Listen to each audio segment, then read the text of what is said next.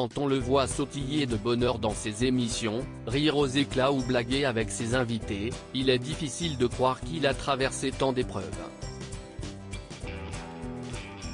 Mais si est-il sans doute pour ça qu'il aime tellement la vie. Parce qu'il a failli la perdre sur la route. En 1984, Jean-Luc Reichmann a été victime d'un terrible accident de moto. L'histoire s'est déroulée il y a près de 40 ans, mais les souvenirs restent très vifs pour l'animateur de l'émission Les 12 coups de midi. J'ai entendu un mec dire, il est mort. Je roule à 90, 100. Une personne d'un certain âge a fait un malaise cardiaque dans un véhicule sur la bande de face et m'a fauché, raconte Jean-Luc Reichmann dans les colonnes du magazine Ciné Télé Revue. Un choc frontal à 200 km/h.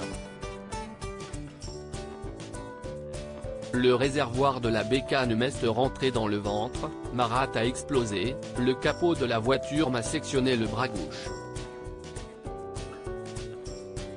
Et j'ai entendu un mec dire, il est mort.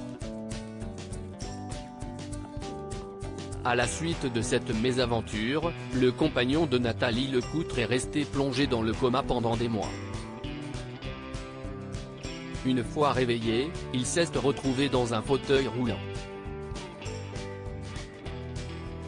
Aujourd'hui, à 60 ans passés, j'ai encore des douleurs. Cette époque effroyable, sa maman se souvient-elle aussi comme si c'était hier.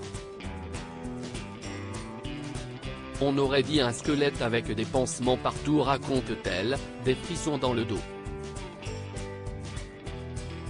Impossible d'imaginer les amours, attention à la marche ou la série Léo Mattei, Brigade des mineurs sans lui. Heureusement, le présentateur et comédien s'en est sorti après avoir subi de multiples opérations. Les blessures sont des plaies ouvertes à tout jamais, ajoute-t-il. Aujourd'hui, à 60 ans passés, j'ai encore des douleurs.